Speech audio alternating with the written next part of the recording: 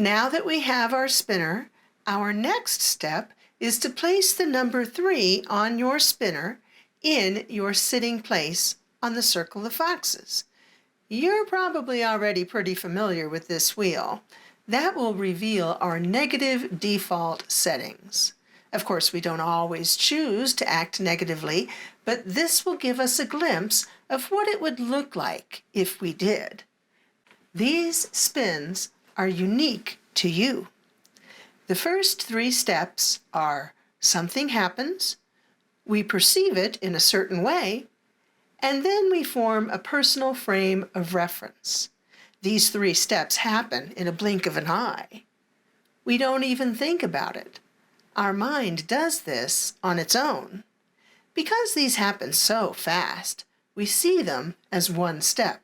Let's break down these first 3 steps. When I say something happens, I mean virtually anything. Someone could say something. We might read a post on social media. Maybe we see a TV show or a newscast, or someone cuts us off in traffic. It could be anything. This is step 1, and it's represented by the number 1 on your spinner.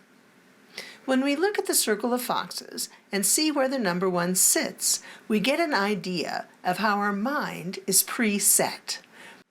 For example, my sitting place is in the west. I'm a snake, born on November 11th. That means my 1 will be in the southeast. On the wheel of life, this stands for attitude and approach. On the circle of foxes, this stands for reactionary. Therefore, when something happens, my gut instinct is to react before thinking. So before even processing the event or fully understanding what's going on, I have an instinct to react. Obviously, this is not a good idea. I have to work against this instinct, to tell myself to slow down and make sure what I think just happened is based in reality and not clouded by my misperception. I'm going to give you something to download that shows you all the negative attributes of each direction, so you have more to go on than just the circle of foxes' key words. Remember, everything here is going to be the negative side of the coin. Of course, we also have a positive side. That would be the dance of the coyotes, and we'll discuss that wheel next. Look at where your 1 sits and discover what your negative gut reaction is when something happens. I suggest you write it down. This isn't to share with anyone else. It's for your own reference. When you encounter a clusterfuck, you can unravel it by reading what you wrote. This is what my teacher told me, and I brushed it off. I later went back and had to do it all over again and write it down.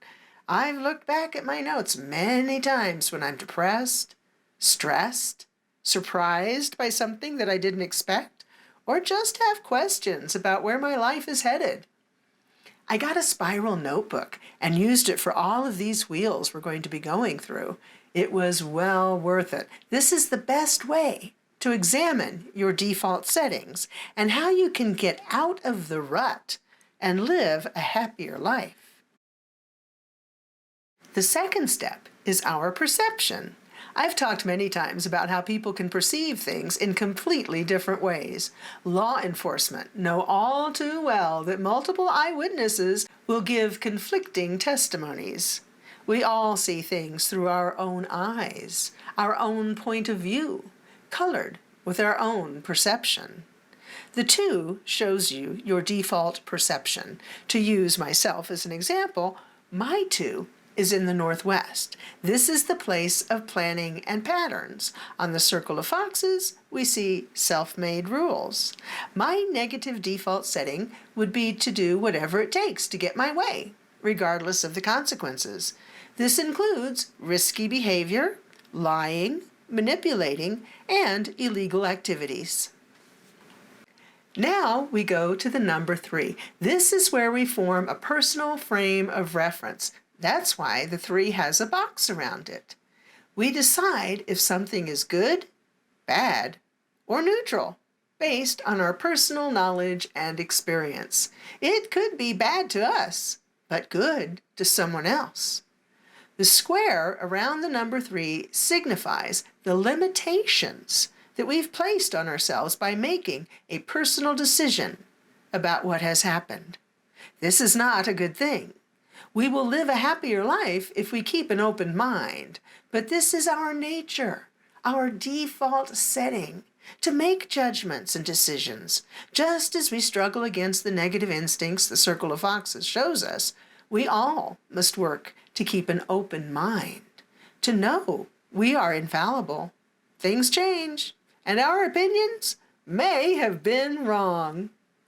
Let me give you an example of all 3 of these first steps in action. Let's say I'm listening to friends talk about politics, and one person makes a statement. Step 1 for me is in the southeast, making me prone to acting before thinking. My instinct would be to interrupt and interject. I might be insulting with no regard for the consequences. In step 2, I could say their statement is a lie. I might call them names and make fun of them for their beliefs. I'm willing to do whatever it takes to get people to believe I'm right and this person is wrong. I might stretch the truth or even lie. My intent is to make myself look good. No one wants others to think they are a fool. By step 3, if I've managed to remain quiet and in control this long, I could decide that the person who made the statement is ill-informed. My 3 is in the West. Challenging another statement and calling them out on it gives me a false sense of freedom. It may make me feel superior, but others might think I'm a bully or an idiot. People who act like this think they are putting others down and showing everyone else how much smarter they are. But many people only see a jackass. Remember, these are our default settings on the Circle of Foxes. It's our negative predispositions.